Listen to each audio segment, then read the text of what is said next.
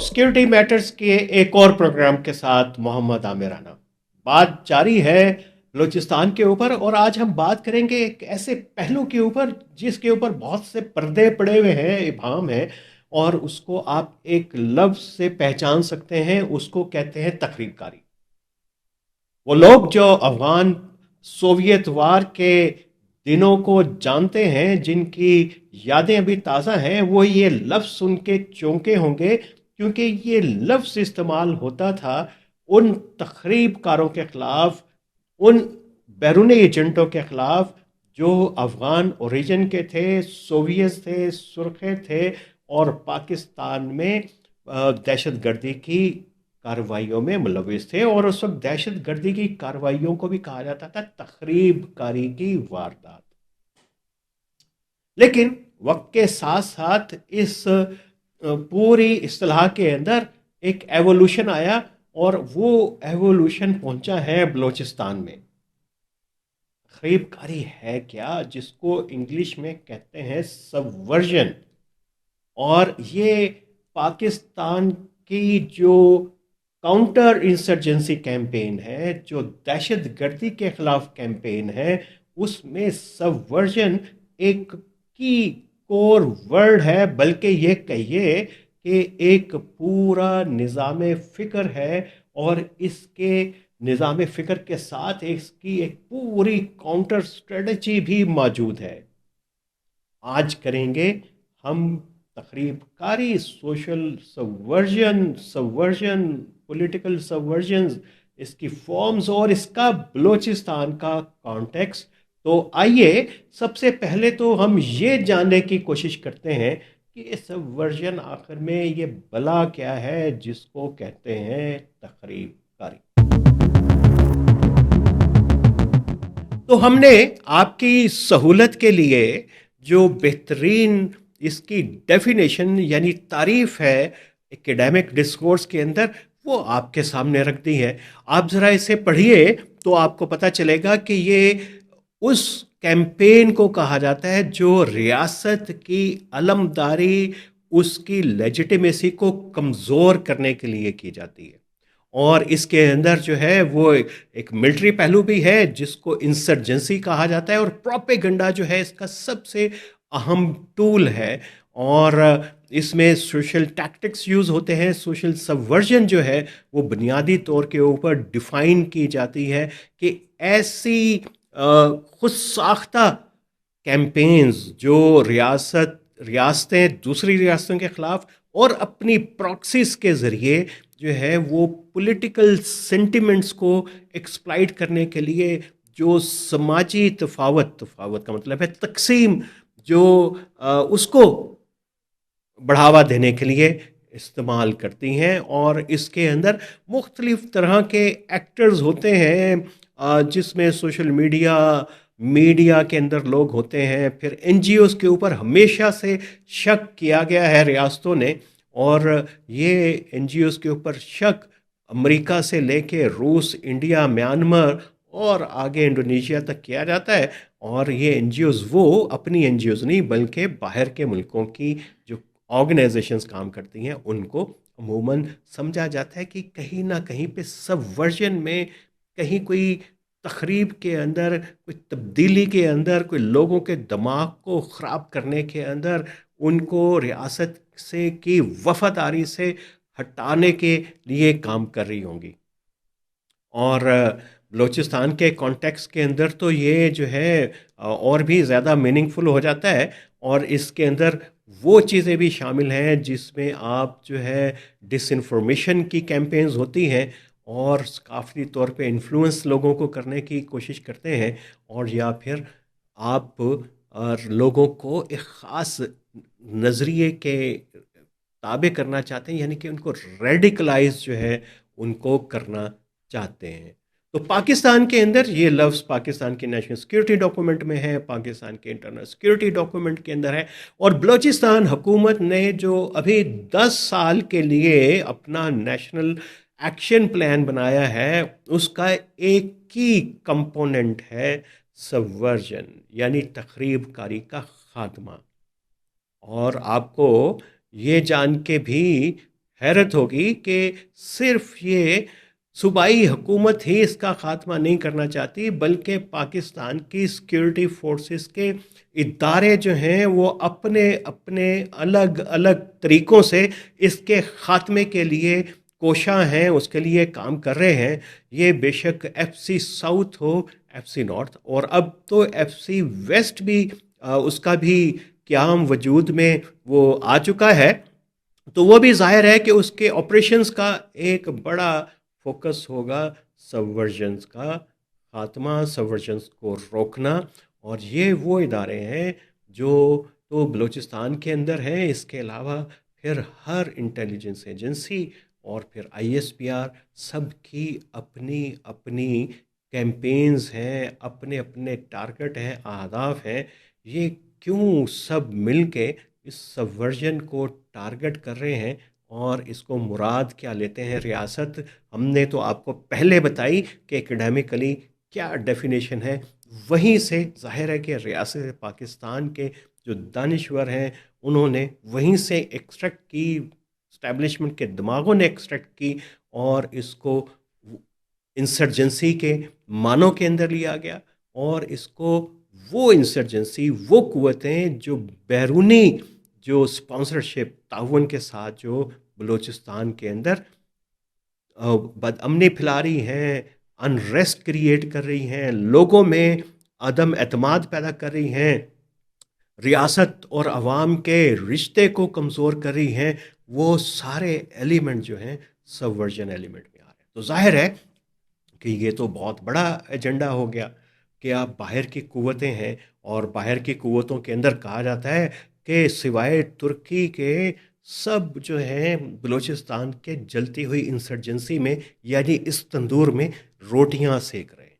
और जब हम इंटरनली बात करें तो बात जो है वो बहुत फैल जाती है, और जिन जिन कुव्वतों के ऊपर सबवर्जन होने का शक है या यकीन है रियासत को, उनके नाम ज़रा सुनिए। उसमें तलबा तंजीमें भी हैं, BSO आज़ाद ही नहीं जो कि कालदम करार दी जा चुकी है रियासत पाकिस्तान की तरफ से, बल्कि ब्लो स्टूडेंट ऑर्गेनाइजेशन के सारे फैक्शन जो कॉन्स्टिट्यूशन को मानते हैं, अपने आइनी सियासी हकूक़ की जद्दोजहद कर रहे हैं। बिजार हो, BNP का स्टूडेंट विंग हो, किसी का भी कोई स्टूडेंट विंग हो, या कोई ऐसी तलबा तंजीम जो किसी ना किसी तरीके से एक लेफ़्ट के नज़रिए को जो है वो प्रमोट कर रही हो, उसके ऊपर गौर कर रही हो, फ्रांस फैनन की बात कर रही हो, वो बेशक ची गुवेरा की बात कर रही हो, वो इंस्पिरेशन बेशक जो है दुनिया के न्यू जो लेफ़्ट है वहाँ से लेके आ रही हो, तो सारे उसके अंदर आएंगे। और बात यहीं पे नहीं रुकती, चलते चलते जाती है। कहते हैं कि प्रेशर ग्रुप्स हैं, और BYC को और ये missing voice for missing persons जैसे जो इदारे हैं उनको कहा जाता है कि प्रेशर ग्रुप हैं। ये भी सबवर्जन है, क्योंकि ये भी रियासत के साथ रिश्ते को करते हैं कमज़ोर आम आदमी के। और बात यहीं पे नहीं रुकती, बात जाती है फिर कौम परस्त सियासतदानों के दरवाजे पर, और वहाँ पे बेशक मेंगल साहब हो, मेंगल साहब तो के ऊपर तो आजकल बहुत ही ज़्यादा एक क्रॉस, बल्कि काला क्रॉस लगा हुआ है, और उनको तो तकरीबन पाकिस्तान के रियासती इदारे एक सबवर्टिव कुव्वत समझते हैं। लेकिन बचे इससे डॉक्टर अब्दुल मालिक बलोच भी नहीं हैं, जो कि एक आईनी दायरे के अंदर जो है बात करते हैं। वैसे तो अख्तर जान मेंगल भी अदालत में जब गए थे सुप्रीम कोर्ट में, तो अपने 6 पॉइंट उन्होंने जो बयान किए थे, तो उसमें उससे पहले उन्होंने पाकिस्तान के आइन के अंदर रहते हुए जद्दोजहद की बात की थी। तो ये आइन के अंदर रहने वालों को रियासत क्यों तखरीबकार अनासर करार देती है, ये एक बड़े समझने की बात है। और उसके साथ साथ वो ऑर्गेनाइजेशन जो ह्यूमन राइट्स कमीशन हैं, और वो जो NGOs हैं जो राइट्स के लिए काम करती हैं, वो बलूचिस्तान के ऊपर फोकस किए हुए हैं, उनको भी तखरीबकार कंसीडर किया जाता है। तो ये है रियासत का फ्रेमवर्क के, वो कैसे इन चीज़ों को लेके चलती है, और उसने इसको कैटेगराइज कैसे किया, और उसने कि पॉलिटिकल सबवर्जन है, और जाहिर है कि नेशनलिस्ट को जो है वो इसी के अंदर आएंगे, और स्टूडेंट जो अपने पॉलिटिकल राइट्स की बात करते हैं, हकूक़ की बात करते हैं, वो भी उसी के अंदर हैं। फिर जो पैरामिलिट्री मिलिट्री सबवर्जन है, वो आर्म्ड इंसर्जेंट्स ग्रुप हैं, वो तो एक पूरा एक शेड है, रेंज है, बीएलए से लेके बीआरए बीआरजी तक, उनके ऊपर हम बात कर चुके हुए हैं। और सोशल सबवर्जन है, इसके अंदर ये सोशल कोहिजन्स को जो है वो एरोड करते हैं, जैसा कि हमने बताया, लोगों की राय आमा जो मुतासर करते हैं, हुकूमत के ख़िलाफ़ करते हैं, और इसके अंदर वो कल्चरल रिलीजियस सोशल चैनल्स को यूज़ करते हैं। सोशल मीडिया इनका सबसे बड़ा टूल है, यानी कि ये एक बड़ी सबवर्टिव फोर्स है। तो ये ज़रा एक स्लाइड आपको आगे चलने से पहले, बलूचिस्तान पे फोकस करने से पहले, इसके ऊपर हम चाहेंगे कि एक आप नज़र इसके ऊपर डाल लें, और आपको एक जर्नल सबवर्जन और सोशल सबवर्जन में फ़र्क मालूम हो जाए। ज़ाहिर है जर्नल सबवर्जन तो वो है जिसमें पोशीदा खुफिया जो ऑपरेशंस होते हैं कि स्टेट की अथॉरिटी को अंडरमाइन किया जाए डिप्लोमेटिक मिलिट्री एम्स के ज़रिए, और शॉर्ट वॉर्स जो है, सिविल वॉर्स क्रिएट की जाए। सोशल सबवर्जन होती है कि ऐसी सोशल कल्चरल और इंफॉर्मेशनल टूल्स को यूज़ किया जाए डेलिब्रेटली, कि जो रियासत और आवाम की राय पर असरअंदाज हो।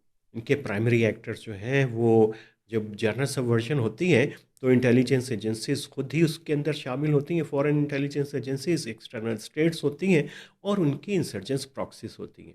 ये सोशल सबवर्जन के अंदर ये समझा जाता है, और पाकिस्तान की रियासत भी समझती है, कि इसमें ऐड हो जाती हैं एनजीओज, डायस्पोरा। डायस्पोरा आपको समझ आ गई होगी कि इस वक्त जो डायस्पोरा में पीटीआई का हो, बलोच हो, पश्तून हो, उसको रियासत किस नज़र से देखती है।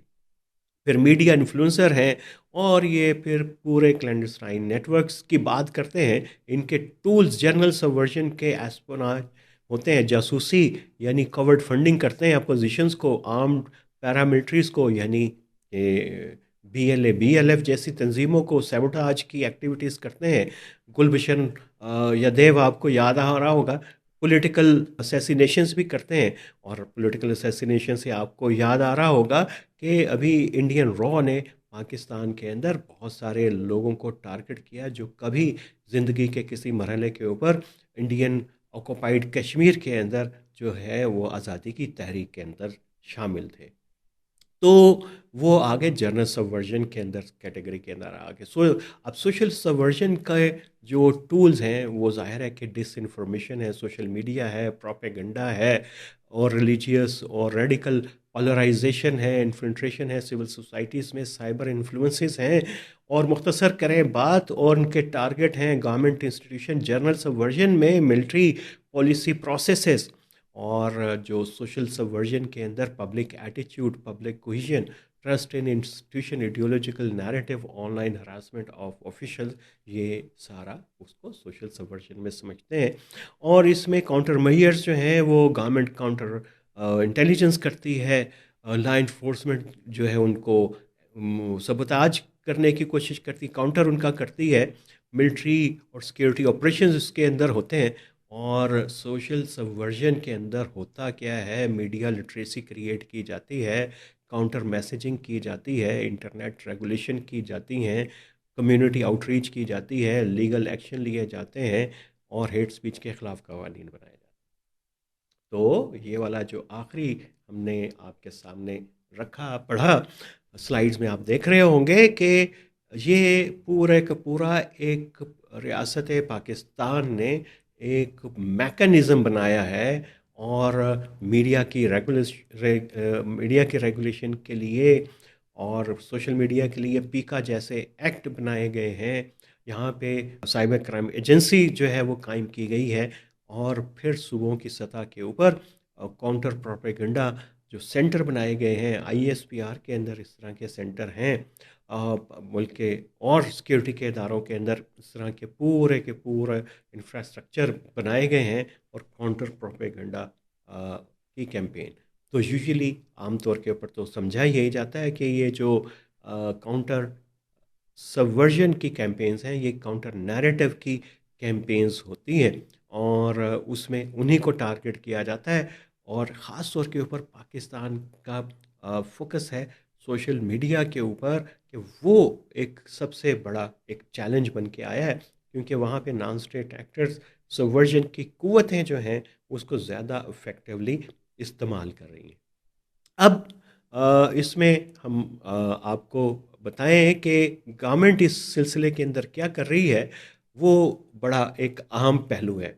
चलें इस हम हिस्से के अंदर ये आपको बता दें कि बलूचिस्तान के अंदर जो नेशनल एक्शन प्लान बना उसमें कुछ चीज़ों को तो माना गया कि ये सबवर्जन के जो कोर फैक्टर्स हैं गवर्नेंस के इश्यूज़ की वजह से है, फिर जेन्युइन लोगों की शिकायत भी है, ग्रीवेंसेस भी हैं और उसमें कहा जाता है कुछ परसीव्ड जो है ना वो भी हैं और ये सारी चीज़ें उसको जाके जोड़ देते हैं इलीगल स्पेक्ट्रम के साथ। और इलीगल स्पेक्ट्रम तो वैसे तो ये एक टर्म है जिसको साइबर स्पेस के अंदर और कम्युनिकेशन के अंदर इस्तेमाल किया जाता है, लेकिन इसको पाकिस्तान के जो सिक्योरिटी जो डॉक्ट्रिन है इसको जोड़ा गया है जो क्राइम के साथ, जो बॉर्डर के ऊपर इश्यूज़ हैं उनके साथ, स्मगलिंग के साथ, इंसर्जेंसी के साथ, टेररिज्म के साथ, फिर ये जो सोशल कोहेजन को मुतासिर करने वाली क़ुव्वतें हैं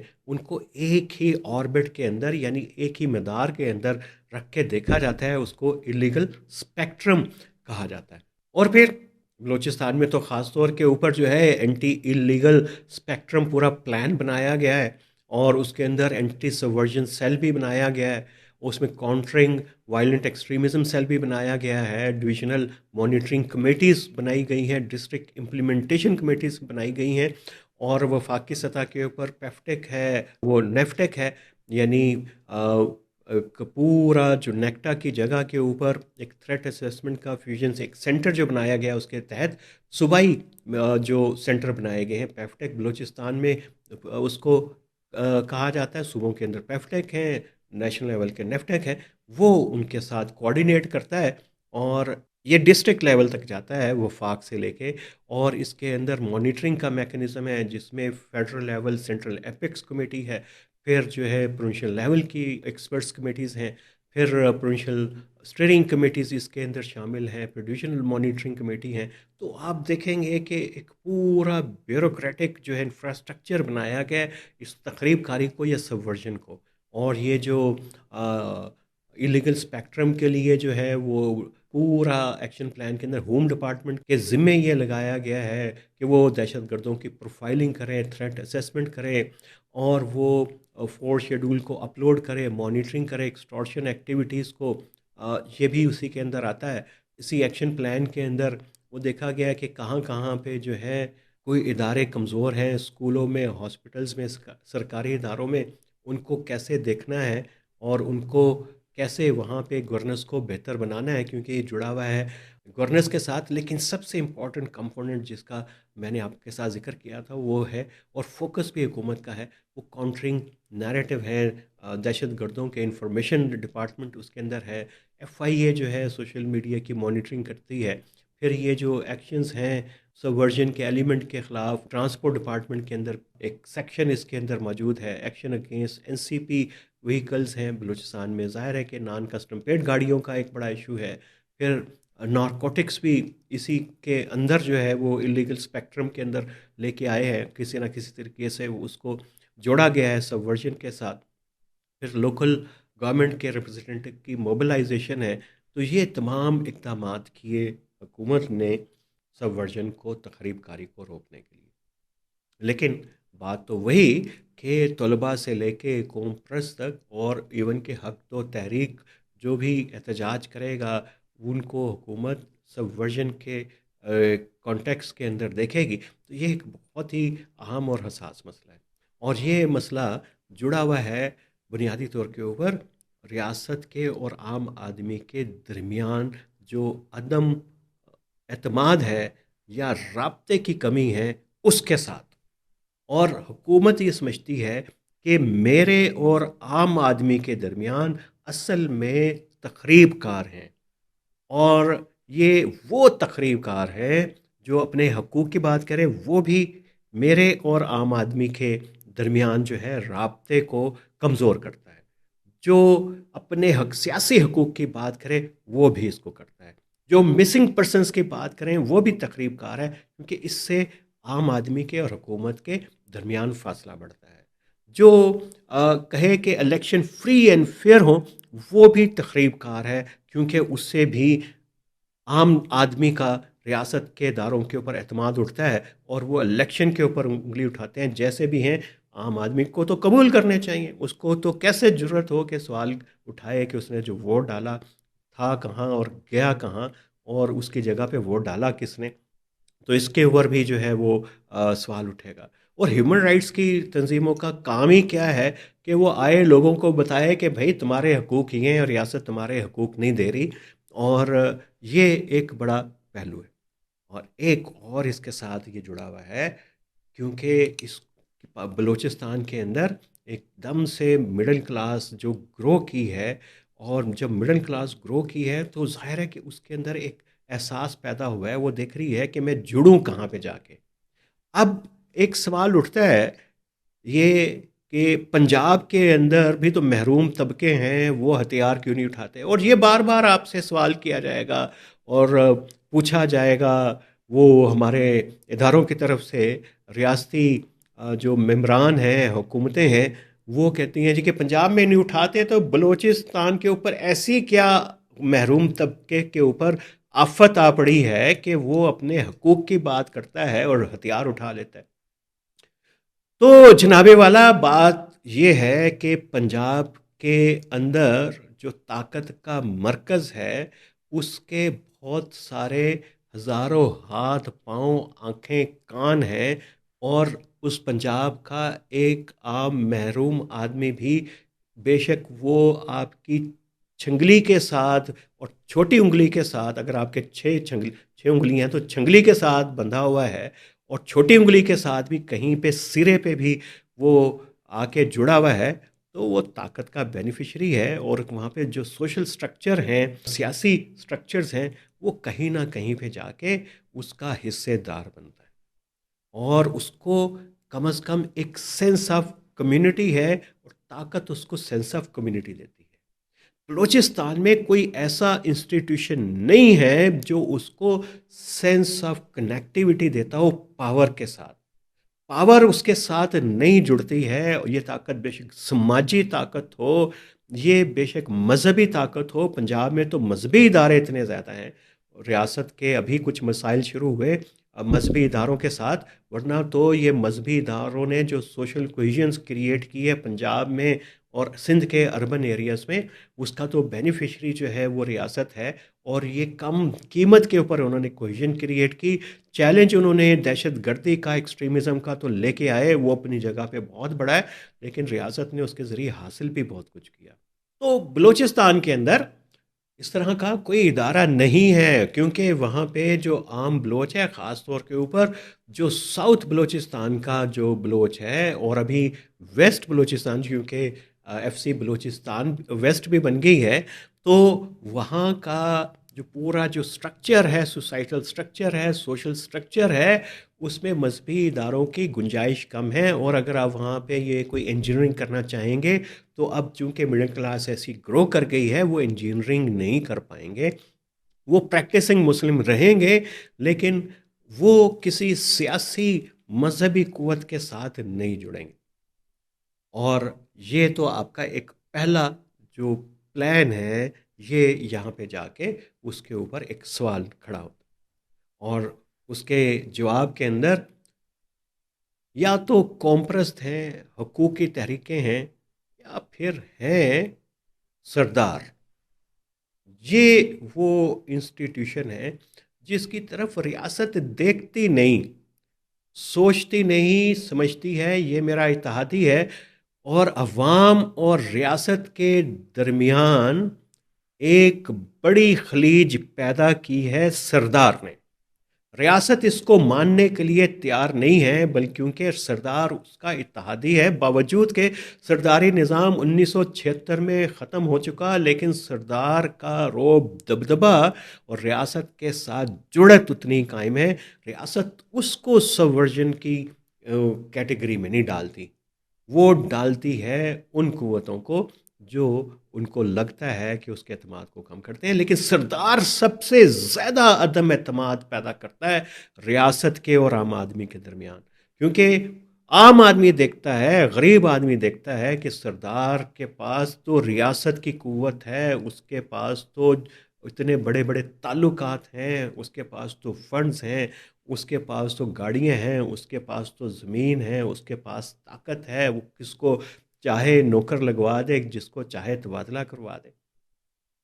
तो सबवर्जन का ये एलिमेंट रियासत के विजन से महव है, या जानबूझ के इसने इग्नोर किया हुआ है, क्योंकि सरदार उसका इत्तेहादी है और उसने एक दूरी पैदा की। और स्पॉयलर्स तो बहुत ज़्यादा हैं, जो भी एक स्पॉयलर्स का भी पूरा तबका है, और रियासत स्पॉयलर्स को भी जो है वो अपना इत्तेहादी समझती है। ये वो स्पॉयलर हैं, कोई दानश्वर है, कोई सियासतदान है, कोई एनजीओ का है, कोई किसी पॉलिटिकल पार्टी का है, वो आके रियासत को बताता है कि मुझे पता है कि ये आम आदमी के साथ राब्ते कैसे करना है। और वो उस सरदार से भी बदतर रोल अदा करता है अवाम को, आम आदमी को रियासत से दूर करने में। और वो नई नई थ्योरियाँ घड़ता है और नए नए फ़लसफ़े घड़ के, जवाज़ घड़ के रियासत के सामने लाता है, और अवाम के अंदर और रियासत के दरमियान रिश्ता कमज़ोर से कमज़ोर हो रहा है। और जो रिश्ता प्रेशर ग्रुप क्रिएट कर सकते थे, बीवाईसी जैसी कॉम्प्रेस जमातें कर सकते थे, रियासत उन पे एतमाद नहीं करती, क्योंकि रियासत समझती है कि ये जो लेफ़्ट लीनिंग वाले लोग हैं, इन ये तो रियासत की जो पूरा मेकअप है, नज़रिया है, दिमाग है, सोच है, दिल है, ये तो कहीं पे उसके साथ कनेक्ट ही नहीं हो पाते। वो तो पूरा मजहबी है, या वो पूरा नैरेटिव जो पंजाब ने बनाया। तो पंजाब के नैरेटिव की बुनियाद के ऊपर पूरा सबवर्जन का पैराफर्नीलिया, उसका ढांचा, उसकी इमारत खड़ी हुई है।